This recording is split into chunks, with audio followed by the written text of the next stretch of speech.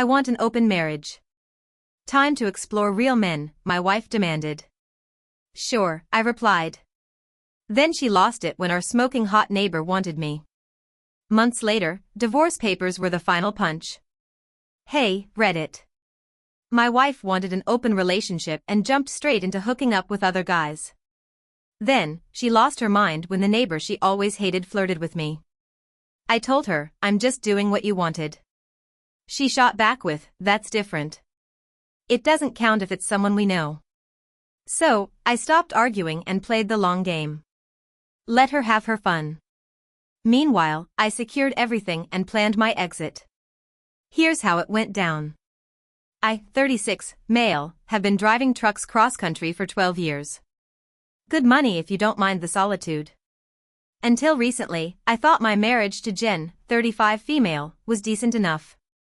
We've been together 10 years, married for 7.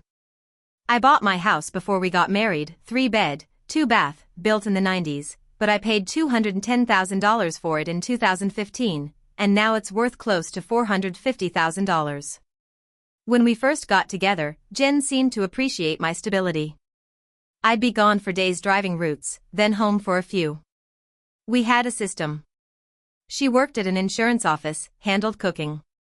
I took care of repairs and yard work. Simple arrangement that worked. Practical division of labor that made sense given my schedule. Our life wasn't Instagram-worthy according to today's standards, but it was solid. We'd go camping up in the mountains, hang out with a small circle of friends, watch movies on weekends, normal stuff. I thought we were on the same page about what marriage meant. Partnership, loyalty, building something together. Then things shifted when her sister Vanessa, 38, female, moved back to town after her second divorce.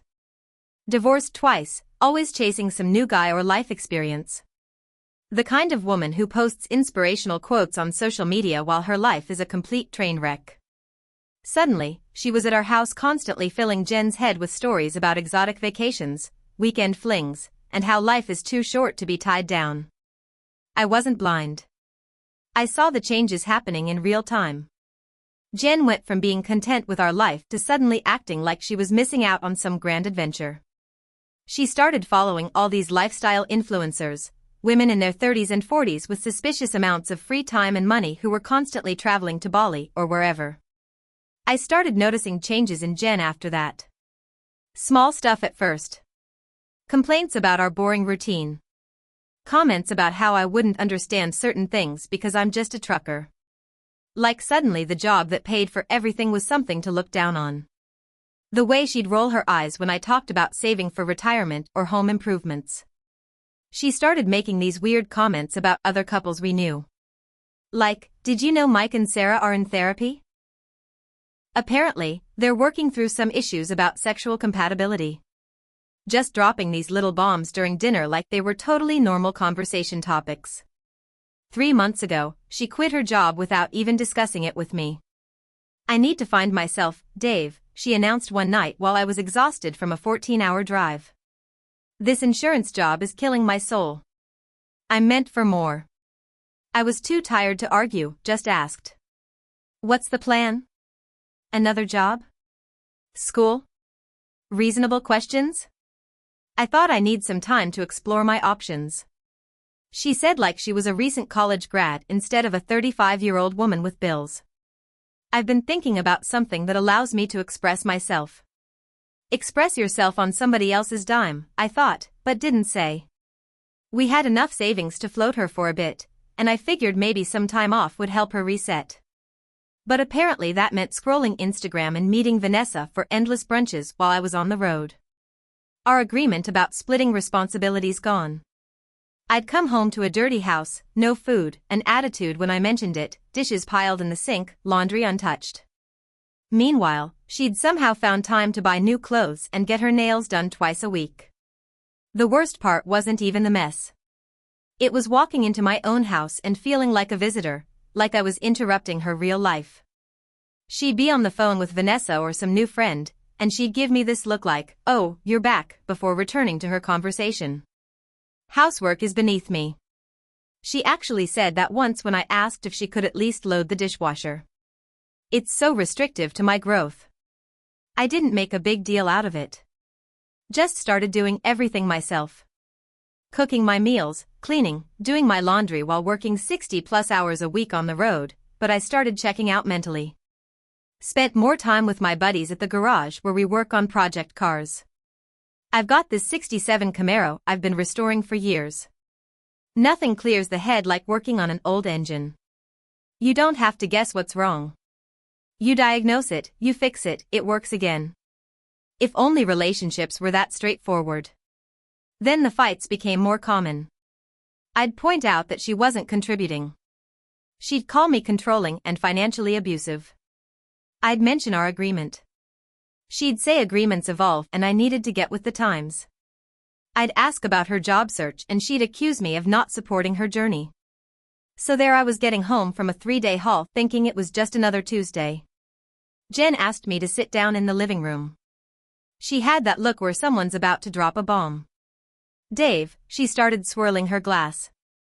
I've been doing a lot of thinking about us. My stomach did a little flip, but I kept my face neutral. I think it's time we explored, she finally said with a straight face. Explore? I asked, keeping my voice even. Explored what? National parks?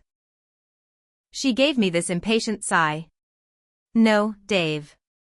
With other people. An open marriage. My brain short-circuited. This was Jen. My Jen, the woman who once got jealous when I mentioned a female truck stop cashier was friendly.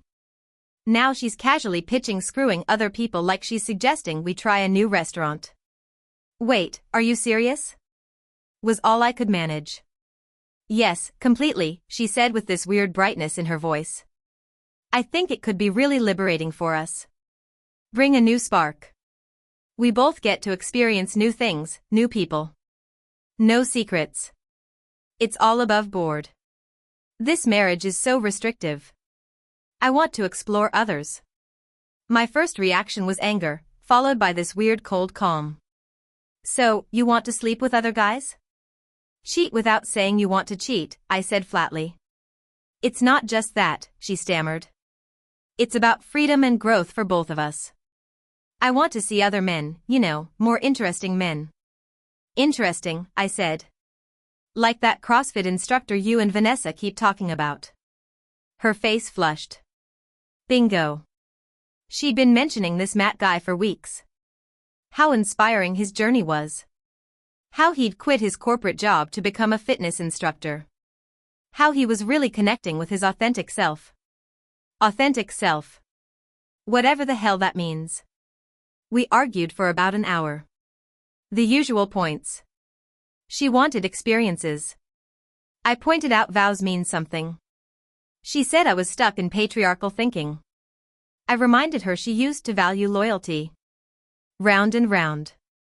She kept using these buzzwords. Evolving relationship models, ethical non-monogamy, expanding our capacity for connection, like she'd swallowed a self-help book. Meanwhile, I was thinking about mortgage payments and STD risks. Finally, I just stopped arguing and decided to play the long game. Okay, Jen, I said. Jen blinked. Okay, just okay. Yeah, I said. If that's what you want, let's do it. She looked like someone who'd prepared for a war and suddenly found the enemy surrendering. Suspicious but relieved. Let her think she'd won. That would make the next moves easier. Jen's shocked expression quickly morphed into a smug smile like she'd won something. Wow. I didn't think you'd be so open-minded. She was practically bouncing. This is going to be amazing for us, Dave. We should set some ground rules. I nodded. Sure. What were you thinking? She jumped right in. Well, we should be honest about who we're seeing. No lying or sneaking around. And we should still prioritize each other, like date nights and stuff. Makes sense, I said. And maybe we start with just casual things. Nothing serious or emotional with other people. I just kept nodding, watching her lay out this framework she'd obviously been thinking about for weeks. Probably had the CrossFit guy lined up already. He'd been liking all her Instagram posts. Subtle. When were you thinking of starting? I asked. She looked away. Well, there's a gym social thing tomorrow night. Of course, there was. Go for it, I said. I've got a 3-day haul starting tomorrow anyway. She was confused and seemed almost disappointed at how easy this was. She'd clearly been rehearsing arguments in her head, expected me to fight harder, maybe even wanted me to. The next 6 weeks were wild. Jen dove into her new lifestyle with enthusiasm. I'd respond with simple okay or have fun messages. Never asked for details. Drove her crazy that I wasn't jealous. It was like watching someone live out a fantasy they'd convinced themselves was sophisticated and evolved, when really it was wanting to have sex with someone new while keeping your security blanket at home. Meanwhile, I was quietly putting my house in order. Called my bank and set up a new account at a different bank. Started moving small amounts over. Nothing suspicious, just enough to build a safety net. Documented everything happening in our marriage in a password-protected file. Scheduled a consultation with a divorce attorney during one of my longer hauls. I also stepped up my gym routine, started doing heavy compound lifts, added cardio, lost 15 pounds of fat, started gaining muscle, started taking better care of myself overall. Figured if I was going to be single again, might as well be the best version of myself. The attorney Mike had seen it all before. Classic case, he said after I explained the situation, she wants to have her cake and eat it, too. Your house is premarital, so that's protected. No kids makes it cleaner. Keep documenting everything and don't confront her yet. Mike was this no-nonsense guy in his 50s. Divorced twice himself, ironically enough. Said his own experiences made him better at his job. Could spot the patterns because he'd lived them. Women like your wife, he said, leaning back in his chair. They think they've got it all figured out. Think they can have the freedom of being single with the security of being married. Doesn't work that way. I followed his advice, kept my head down, let Jen have her fun, and quietly prepared for the inevitable. About 2 months into this arrangement, the other shoe dropped. There's a neighbor, Amanda, 35, the female, who lives 2 doors down, hot as hell, fitness instructor type, always in yoga pants. For years, she'd been too friendly with me, according to Jen, who'd made jealous comments about it. Amanda would sometimes chat with me when I was working on my truck in the driveway. Simple stuff, cars, neighborhood gossip. I'd always kept it strictly neighborly out of respect for my marriage. Amanda was single, no kids, taught fitness classes at a studio downtown. One Saturday, I was changing the oil in my truck when Amanda came over. Hey, neighbor, she smirked, leaning against my toolbox. Haven't seen you around much lately. Been on the road a lot, I said, wiping my hands on a rag. She looked good. Tank top, shorts, the works. She smiled at me different than before, more intent. So, I heard through the grapevine that you and Jen have some kind of arrangement now. I looked up at her. Where'd you hear that? Small neighborhood. Jen's been seen around with that guy a few times. Pretty obvious what's happening. She shrugged, just curious if it goes both ways. Before I could answer, Jen's car pulled into the driveway. Her face when she saw Amanda talking to me priceless. Pure panic. She practically ran over. Dave, what's going on? Amanda smiled innocently. Just saying hi to Dave. Right, Jen said, eyes darting between us. Dave, can I talk to you inside for a minute? The moment we were through the door, she exploded. What the hell was that? You and Amanda? We were just talking, I said calmly, like we've done for years. Don't play dumb. She was practically undressing you with her eyes. I raised an eyebrow. And that's a problem because it's Amanda. The woman I've been telling you for years has a thing for you. I leaned against the counter. I thought we had an open marriage now. Isn't that what you wanted to explore? Her face went through about 5 different emotions. That's different. Amanda is someone we see all the time. It would be weird and messy. So, your CrossFit instructor is fine, but my neighbor isn't? Interesting. It's not the same, she insisted. Matt is. He's just casual. No emotions. And you know, Amanda wouldn't be casual because she's had a thing for you forever. She'd want more. Jen was practically yelling now. I stayed perfectly calm. So, your problem isn't that I might hook up with someone else. Your problem is that it might be someone who actually likes me. That's not what I said. It's exactly what you said, Jen. You're fine with me having meaningless sex with strangers, but God forbid I connect with someone who might actually care about me. The fight continued for hours. Her position kept shifting. First, Amanda was off limits because she was a neighbor. Then, because she was Jen's enemy, news to me. Then, because open marriages should be about new experiences, not old crushes. I finally just walked out and went to the garage. Spent the rest of the day working on my project car. Gave me time to think. The next few weeks were tense. Jen continued her exploration with CrossFit Matt and apparently some other guy she met at a bar. Meanwhile, I was under surveillance. She'd randomly come home early when I was off work. Started checking my phone when she thought I was sleeping, even tried to get the password to my new email account. I gave her nothing to find, which only made her more paranoid.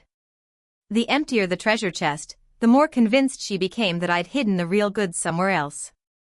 Classic projection. She was being shady, so obviously I must be, too. My focus shifted entirely to self-improvement.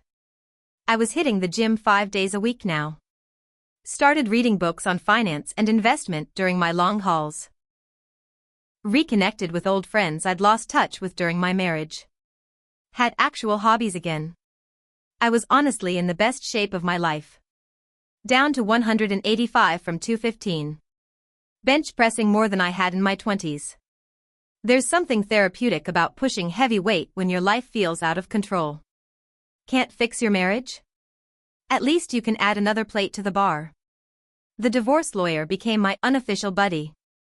I'd call him during long stretches of highway, update him on the latest developments, and he'd remind me to stay the course, document everything, don't engage, let her dig her own grave.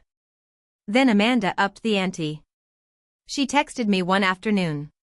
Having a small barbecue this weekend, just a few neighbors. You should come by. Jen, too, of course. I showed Jen the text. Thought she might actually explode. We're not going, she snapped. She's just trying to get close to you. Maybe I want to go, I said mildly. Good food, neighbors, normal social stuff, while you ogle Amanda in her bikini. I don't think so. Interesting how you get to go on actual dates with other men. But I can't attend a neighborhood barbecue. That's different. And you know it different how exactly? She couldn't articulate it without admitting the hypocrisy. Just kept saying it was different and I was being deliberately obtuse. I went to the barbecue anyway. Jen refused to come. It was exactly what Amanda said. Just a few neighbors, good food, drinks, completely innocent. Amanda and I talked, but nothing inappropriate happened. One of the other neighbors, this older guy named Frank, who'd been in the neighborhood forever, pulled me aside at one point. Heard about your situation, he said, handing me a drink. Went through something similar with my first wife back in '92. These open marriage things never work out the way they're pitched. Someone always has an agenda. Frank had this weathered face that had seen it all. Vietnam vet, retired now, but still built like he could handle himself. The kind of guy who'd give you the shirt off his back, but wouldn't hesitate to tell you when you were being an idiot. How'd yours end? I asked, he chuckled, caught her with my so-called best friend. Turns out the open part was just for her, not for me. Classic bait and switch. He took a sip of his drink. Divorced her. Lost the house because I didn't know any better back then. Best thing that ever happened to me, though. Married Helen 6 years later. Been together 30 years now. When I got home, Jen was waiting. Did you her? Excuse me. Amanda, did you her? Don't lie to me. Wait, why would that be a problem to you? Didn't we open our marriage? Amanda is the problem. Yeah, sure. She was boiling. Checked my clothes for perfume. What TF are you doing? Seriously, sniffing? The irony was so thick you could cut it with a knife. Her checking for evidence of cheating while she had hickeys. She wasn't even bothering to hide. Stop lying to me, dear Lord. The next day, Vanessa showed up at the house while Jen was out with one of her guys. Just happened to stop by. Dave, she said, walking in without waiting for an invitation. We need to talk about what? I asked, not bothering to get up from the couch. About what you're doing to Jen. She's a mess. I actually laughed. What I'm doing to Jen? That's rich.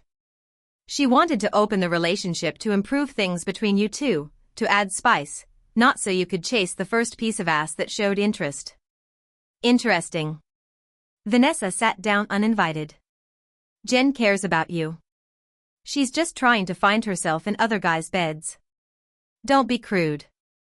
This was supposed to be a mutual growth experience. Mutual? I repeated. So why is it a problem that I went to a neighborhood barbecue? Because your intentions weren't pure. You were trying to hurt Jen by eating a hamburger. Vanessa sighed dramatically.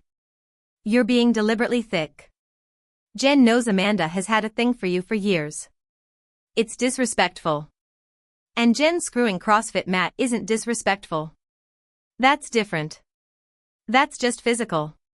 There's no history there. Same BS. Different messenger. I stood up. Vanessa, with all due respect, which is none. This is between me and Jen. You encouraged her to find herself and to open our marriage. Don't act surprised when it doesn't play out exactly how you imagined. That night, Jen tried a different approach.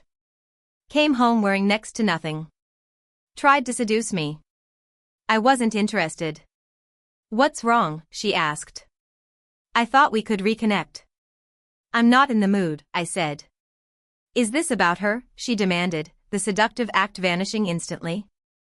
No, it's about me not being in the mood. You're punishing me. I agreed to exactly what you wanted. For months into our open marriage, I was documenting everything. Every fight about her double standards. Every time she came home late from being with another guy, every dollar she spent from our joint account on her new lifestyle, clothes, dinners, hotel rooms. I had a separate email account she didn't know about where I forwarded all our text conversations. Screenshots of her social media where she'd post vague about finding herself and exploring new connections while in the same breath complaining about trust issues and emotional betrayal when referring to me. The mental separation was complete. I looked at her like a stranger now. There was one night about 3 months in when I came home unexpectedly early from a route.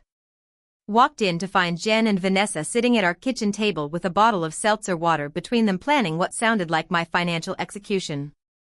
Just need to figure out how to get your name on the deed somehow.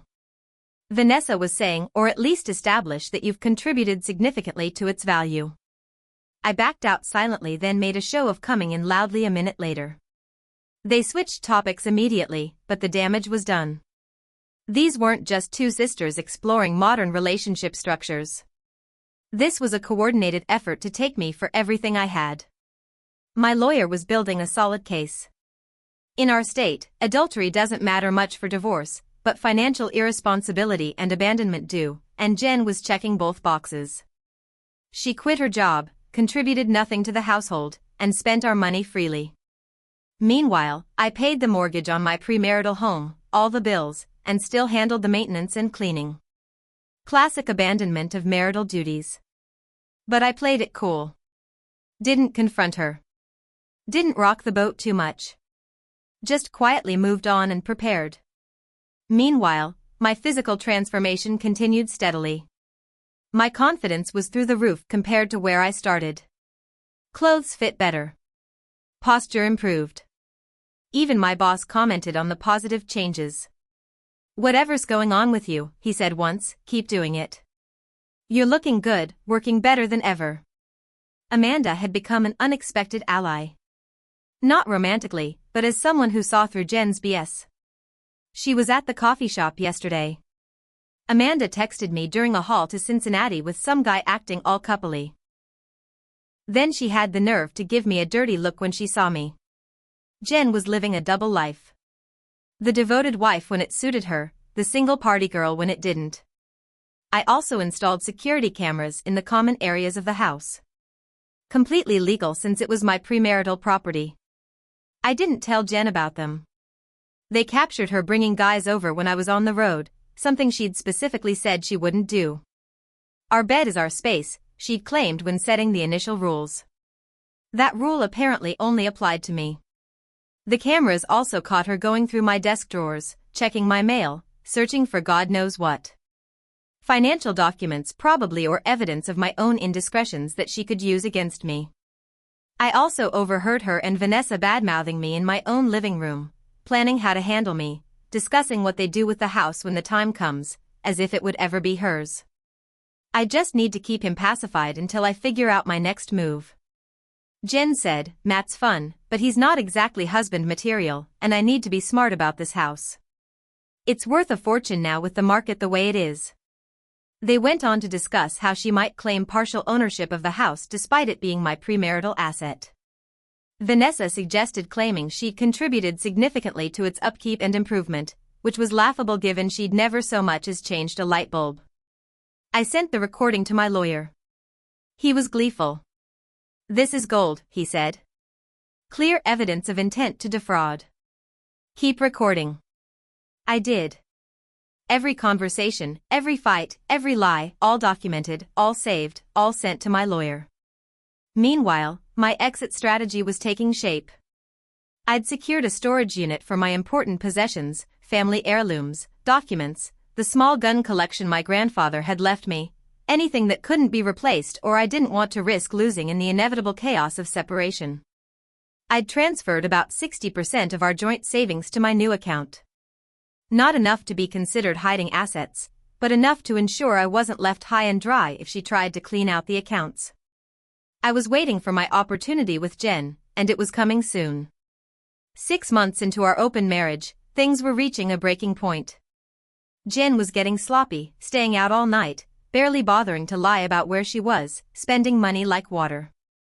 I had strategically moved most of our joint funds to my separate account, leaving just enough for bills and basic expenses, plus a healthy buffer she could burn through with her brunches and hotel rendezvous. Just enough to avoid suspicion.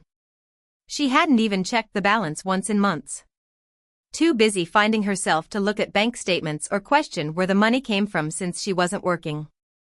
Then one night, everything changed. I came home from a 3-day haul to find Jen and CrossFit Matt in our living room drinking and looking very comfortable. Dave, she said with fake brightness. You remember Matt? Matt looked uncomfortable, but tried to play it cool. Hey, man. Good to finally meet you properly. He was exactly what I expected. Mid-30s, expensive haircut, the kind of muscles that come from focusing on mirror muscles and skipping leg day.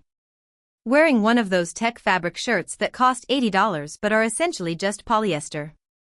Seeing Matt there, feet up on my couch, that was bad. Watching him pour my birthday Ligulin into a solo cup. That was the final straw. I sat down my duffel bag. You're drinking my Lagavulin. Jen waved dismissively. Don't be petty. I bought that bottle. She hadn't. It was a birthday gift from my brother that she had watched me open last month. But that wasn't the point. You brought him to our house, I said flatly. That was one of your rules. No bringing people to our home. I think we're past that now, she said with an eye roll. It's been 6 months. The rules evolved like they evolved about Amanda. Matt looked between us, clearly sensing the tension. Maybe I should go. No, stay, Jen insisted, putting her hand on his arm. Dave's just being dramatic.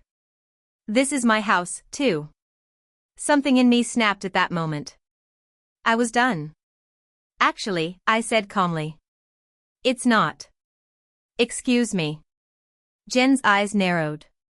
This house isn't yours. It never was. I bought it before we were married. You've contributed nothing to the mortgage, taxes, or upkeep. Legally, you're a tenant at best.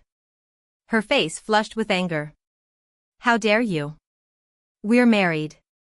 What's yours is mine. That's not how premarital assets work in this state, I said. But I'm sure Vanessa told you that when you were discussing how to take my house when the time comes. Jen's face went white. Matt looked like he wanted to disappear through the floor. What are you talking about? She stammered. I heard you. You and Vanessa planning your next move. Discussing how to claim my house, calling me a sucker. You were spying on me? She shrieked. Not spying. Protecting my assets from someone who's explicitly stated her intention to take them. Matt stood up. I'm leaving. This is not what you said it was, Jen. She ignored him, focused entirely on me. You've been planning this all along, agreeing to the open marriage just to trap me. I actually laughed. Trap you into what? Sleeping with other men, having your sister over to plot against me, bringing your buddy to my house to drink my whiskey. Yeah, what an elaborate trap. Matt was already heading for the door. Smart guy. Don't you dare leave. Jen yelled after him. This isn't about you. But he was gone. At least he had the sense to recognize a show when he saw one. Jen rounded on me. You've ruined everything. This was working fine until you got all possessive and weird. Working fine for who exactly? You get to around while I work 60 hours a week to pay for everything. You get to bring men to my house while I can't even talk to a neighbor without being accused of cheating. That's your definition of working fine. I never cheated. We had an agreement. An agreement you unilaterally changed whenever it suited you. She tried a different angle, suddenly teary-eyed. I just needed to find myself, Dave. I was lost. This was never about not loving you. Save it, I said. I've watched you find yourself for 6 months. Turns out what you found was that you like screwing other guys while having a stable provider at home. Well, that arrangement is over. What does that mean? She asked, suddenly wary. It means I'm done. I've been done for months. I've just been waiting for the right time. The right time for what? Her voice had gone small. To end this farce of a marriage, she stared at me. Then her expression hardened. Fine, if that's what you want. But don't think I'm walking away with nothing. I know my rights. Half this house is mine. Half your pension. Half of everything.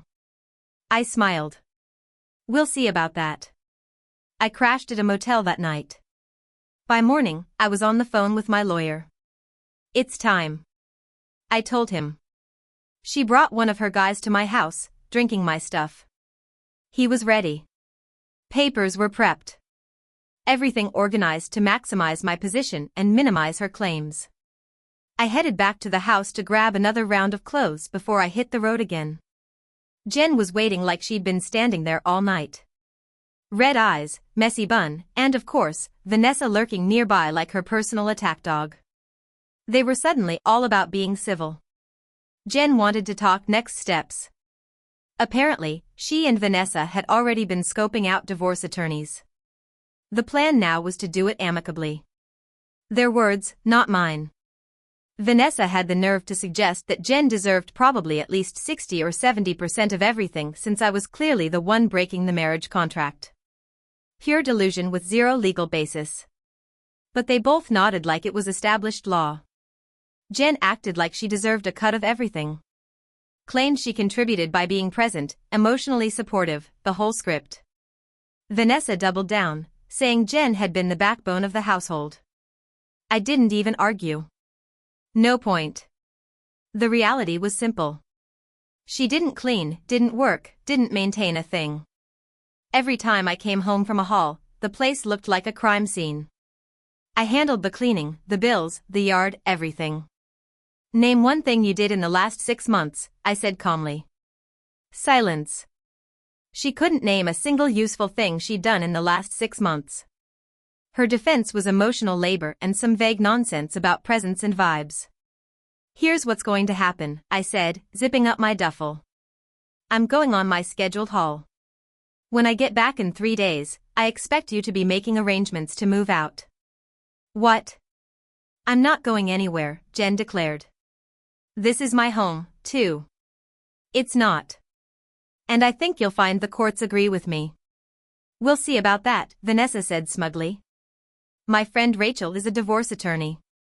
Wives get half regardless of whose name is on the deed. Your friend Rachel sounds like a shitty attorney, I replied. But hey, hire her. Should make this easier for me. I left them standing there, both convinced they held all the cards. The delusion was almost sad. 3 days on the road gave me time to prepare for what was coming. My lawyer filed the divorce papers detailing Jen's abandonment of marital duties, financial irresponsibility, and explicit statements of intent to defraud me of my premarital assets. He also filed for an emergency hearing regarding occupancy of the house, using the security footage of Jen bringing another man home as evidence that her continued presence would be detrimental to the petitioner's well-being and property. When I got back from my haul, Jen and Vanessa were waiting with a document of their own, a handwritten list of demands. Dave acknowledges 50% ownership of the house, pays spousal support of $3,000 per month for 5 years, transfers 50% of his 401k to Jen, covers all Jen's legal fees, provides health insurance for Jen for 3 years post-divorce. This is our starting position, Vanessa said like she was some hot-shot negotiator. We're willing to be reasonable if you are. I scanned the list and handed it back. Yeah, nope. What do you mean, no? Jen asked. That's not how this works, Vanessa snapped, her face reening. You think you can just throw Jen away after she gave you the best years of her life? You're pathetic. Actually, this is how it works. I pulled out my own envelope and handed it to Jen. She opened it, her hands shaking slightly. As she read, her face went from confusion to shock to fury. What is this BS? She demanded. These are lies. They're all documented. You've been served, I said calmly. Her voice went up an octave. You've been recording me? Perfectly legal here and very informative, especially your conversations with Vanessa about taking my house when the time comes. Vanessa grabbed the papers, scanning them frantically. This won't hold up. The house is marital property, regardless of when you bought it. Not in this state. Not with a documented history of financial separation and her contribution of exactly zero to its mortgage or upkeep. You can't kick me out of my own home. Jen was nearly hysterical now. It never was yours. And yes, I can and will. I'll fight this, she threatened. I'll tell everyone what you did, how you tricked me. Go ahead. She started crying then. Those manipulative sobs she'd perfected over the years. The ones that used to make me back down, apologize, give in. Not anymore. You have until tomorrow afternoon to pack your essentials. I said.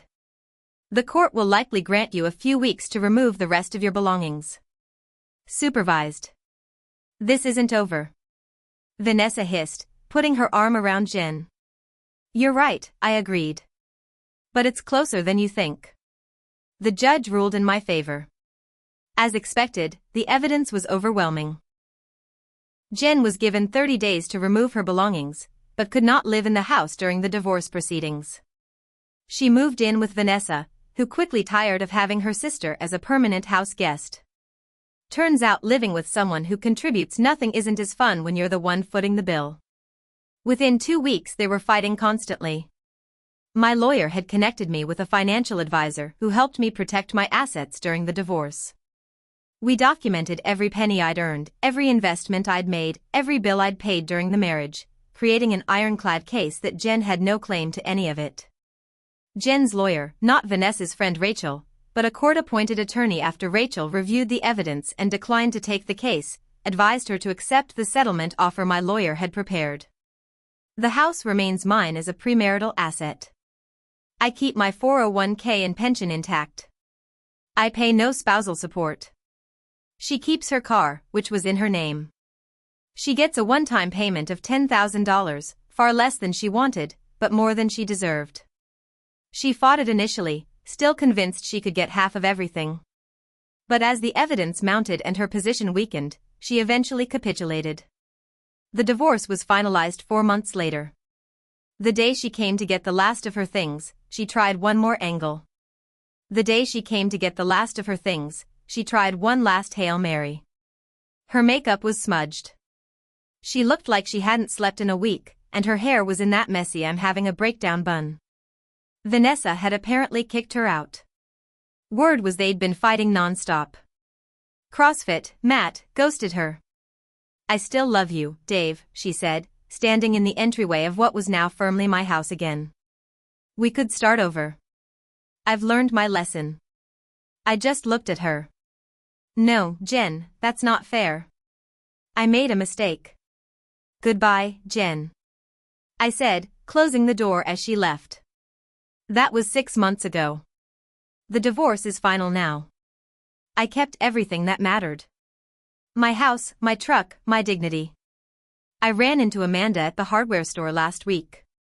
We got coffee afterward. Nothing serious, just conversation. She asked if I was ready to date again. I told her I'm deliberately staying single for now.